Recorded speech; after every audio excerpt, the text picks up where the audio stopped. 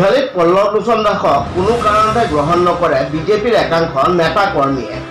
সমাগত উপনিৰ্বাচনত দলে বিহালীৰ পৰা দলীয় টিকেট দিলেও কোনো কাৰণত জয় হ'ব নোৱাৰে পল্লৱ লোচন দাস।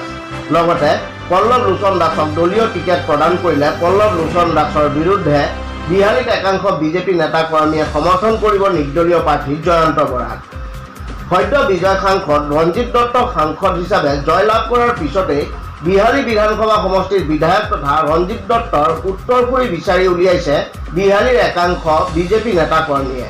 কেৱল বিজেপি নেতা কৰ্মীসকলে সিমানতে থমকি ৰোৱা নাই। ইতিমধ্যে বিজেপিৰ এই নেতা কৰ্মীসকলে বিহালীত অনুষ্ঠিত হ'বলগীয়া উপনিৰ্বাচনৰ বাবে আৰম্ভ কৰিছে নিৰ্বাচনী প্ৰচাৰ অভিযান।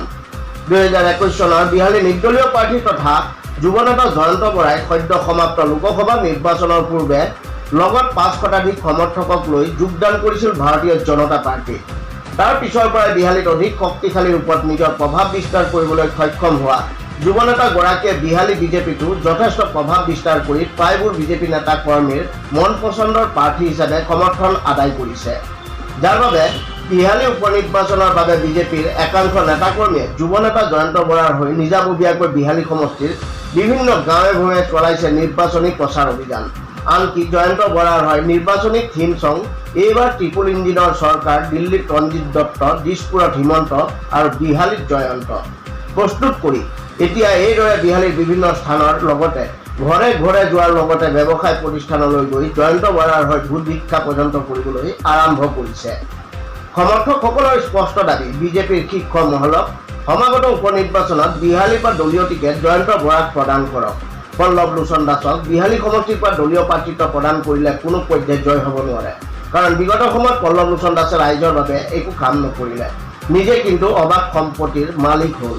জনসাধাৰণে নিৰ্বাচিত কৰি দিয়াৰ পিছতে তেখেতে কাৰো ফোন ৰিচিভ নকৰা হ'ল। সেয়েহে তেখেতক বিহালী সমষ্টিৰ পৰা প্ৰাৰ্থিত্ব প্ৰদান কৰিলে কোনো পৰ্যায়ত জয় হ'ব নোৱাৰে। বিজেপিৰ এই সমৰ্থকসকলে জনোৱা মতে ইতিমধ্যে বিহালী সমষ্টিৰ বিজেপি সকলো নেতা কৰ্মীৰ মাজত সভা অনুষ্ঠিত কৰি যুৱ নেতা জয়ন্ত বৰাক সকলো স্তৰৰ নেতা কৰ্মীয়ে সমৰ্থন কৰিছে। সেয়েহে সমৰ্থকসকলৰ আহ্বান বিজেপিৰ শীৰ্ষ মহলত বিহালীৰ পৰা দলীয় টিকেট প্ৰদান কৰক জয়ন্ত বৰাক। মই ভাৰতীয় জনতা পাৰ্টি এছচি মৰ্চাৰ বাগমাৰা মণ্ডলৰ সভাপতি তথা বিশ্বনাথ আই টি চেলৰ মই এক্টিভ সদস্য। আজি আপোনালোকে কি কৰি আছে? আমি অলৰেডি যিহেতু আমাৰ বিহালী সমষ্টিখন অলৰেডি 3,62,000ৰ পৰা অধিক ভোটত আমাৰ শ্ৰদ্ধাৰ মাননীয় ৰঞ্জিত দত্তদেৱ বিজয় সাব্যস্ত কৰিলে। তেখেতে দিল্লীলৈ গুচি গ'ল। বিহালী সমষ্টিখন খালী হৈ আছে।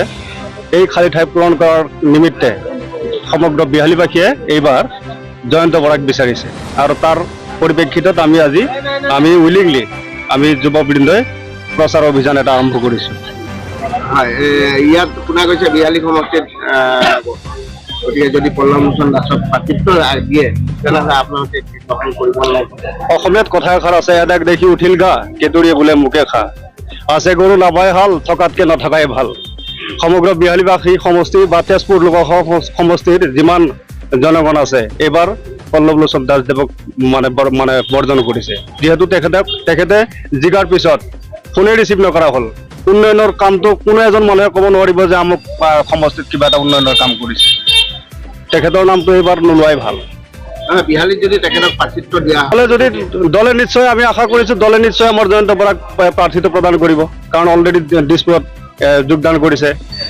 লোকসভা নিৰ্বাচনৰ প্ৰাক মুহূৰ্তত জয়ন্ত বৰাই 500ৰ অধিক নিৰ্দলীয় যিমান অনুৰাগী মঞ্চ আছিলে জয়ন্ত বৰাক লৈ ৰঞ্জিত দত্ত ছাৰৰ সভাত জইন কৰিছে আৰু বিপুল ভোটেৰে ৰঞ্জিত দত্ত ছাৰক জয়যুক্ত কৰালে। এই ক্ষেত্ৰত নিশ্চয় ওপৰ মহল বা আমাৰ দলৰ ঊৰ্ধ্বতম কৰ্তৃপক্ষই জয়ন্ত বৰাক দিবলৈ নিশ্চয় চেষ্টা কৰিব। সেইটো এটা চৰ্চা চলি আছে পল্লৱ যদি দি দিয়ে তেনেহ'লে আপোনালোকে গ্ৰহণ কৰিব।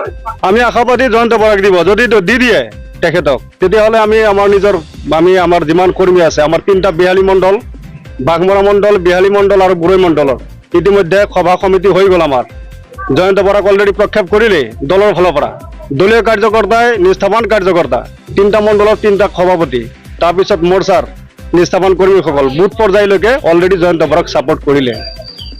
গতিকে জয়ন্ত বৰাকে দিব লাগিব। মই বাগমাৰা অনুসূচিত জাতি মৰ্চাৰ সভাপতি, মানে বাগমাৰা মণ্ডলৰ। মোৰ লগত আছে ভাৰতীয় জনতা পাৰ্টিৰ পুৰণা কৰ্মী, এইফালে ৱাৰ্ড মেম্বাৰ আছে আৰু ভাৰতীয় জনতা পাৰ্টিৰ আমাৰ নিষ্ঠাৱান কৰ্মীসকল আছে। আজি বাগানৰ পৰা চব মানুহবিলাক ওলাই আহিছে। এইকাৰণে ওলাই আহিছে যে ঘৰৰ এজন যদি গাৰ্জেন যদি কয়, গাৰ্জেন ঘৰৰ অভিভাৱক হিচাপে যে আমুকটো কাম কৰিবি, দায়িত্ব যদি দিয়া যায়, দায়িত্বভাৰ দিয়াৰ পিছত যোৱা 5টা বছৰ আমাৰ পল্লৱ লোচন দাসদেৱে একো কাম নকৰিলে, ৰাইজৰ কোনো কাম নকৰিলে। তেখেতে ব্যক্তিগত নিজৰ অগাধ সম্পত্তিৰ মালিক হ'ল, কিন্তু ৰাইজৰ একো উন্নতি নহ'ল।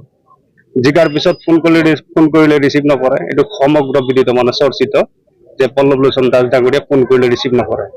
উন্নয়নৰ কথাটো বাদেই, তেখেত সাধাৰণ এজন মানুহ আছিলে, চবে ভাল পাইছিলে, আমিও ভাল পাইছিলো, 12 চনত দিছিলো। কিন্তু তেখেতে অকল নিজৰ চিন্তাহে কৰিলে। তেখেত অগাধ সম্পত্তিৰ মালিক হ'ল, কিন্তু ৰাইজৰ একো উন্নতি নকৰিলে।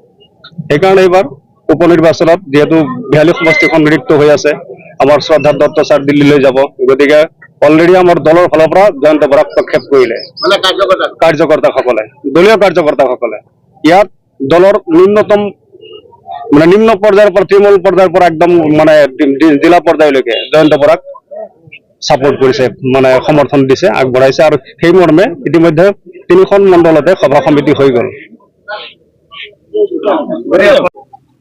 হয়, আমি জনপ্ৰিয় যুৱ নেতা জয়ন্ত বৰা তেখেতৰ কাৰণে আমি প্ৰচাৰ কৰি আছো নিজভাৱে।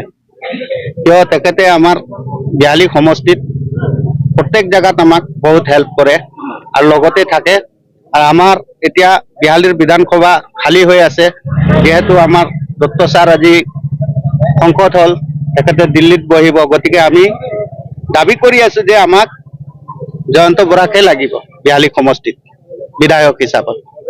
এই 42 সমষ্টিৰ পৰা পল্লৱ লোচন দাসৰ নাম চৰ্চালৈ আহিছে, গতিকে পল্লৱ লোচন দাসক যদি দলে প্ৰাৰ্থিত্ব প্ৰদান কৰে তেনেহ'লে পল্লৱ লোচন দাসক আমি 2012তে ভোট দি জিকাইছিলো। তাৰ পাছত তাৰ খবৰ নাই, সি কোনোদিনা আমাৰ 42ত আহি খবৰ লোৱা নাই আমাৰ। আৰু আমাক তেখেতক নালাগে, প্ৰাৰ্থী দিলেই নহ'ব। আমি জয়ন্ত বৰাৰ লগত আছো, তেখেতৰ লগতে থাকিম। যদি জয়ন্ত বৰাক নিদিয়ে আমি আকৌ নিৰ্দলীয় ষ্টেণ্ড কৰিম জয়ন্ত বৰাক।